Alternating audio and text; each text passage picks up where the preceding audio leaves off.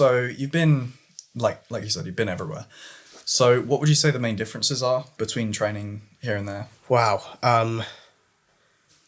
That's a huge question. I mean, college was an incredible transition into a world of gymnastics that I didn't know existed. I think, you've probably seen the NCAA online, or you've seen gymnasts and all of the American Olympic team, I think bar one, maybe in history, have all sort of come through the NCAA system from all sorts of universities. I could be wrong, but from what I remember, generally they've all come through the college system. So the NCAA was like a different world that I didn't understand, I didn't know.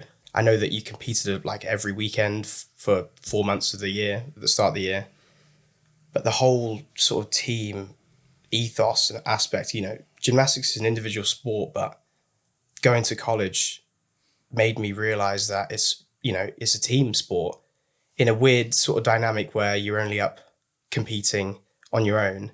You don't interact with any other teammates directly, but all your scores pulled together as a team score, and they obviously there's a huge amount of team ethos and culture that surrounds that, and I really enjoyed it. It was initially quite difficult to transition in, which I've mentioned before to people. There's a huge amount of team culture and ethos that surrounds that system. It was initially a bit difficult to transition in because I spent all of my life being an individual, and yes, compete as a team with teammates, but there was a lot of things that in training was apparent that was not accepted, And it's not, it's things like if I messed up a routine at the start, like on my mount or whatever, and I just came off and was like, I'm going to start that again. It's like, no, you carry on. We're judging the routine.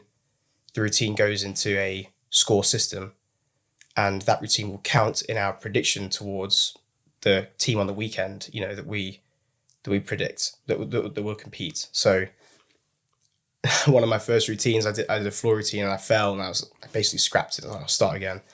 And my coach Dan said, no, you'll carry on, because we're all fighting for the place in lineup, for the weekend.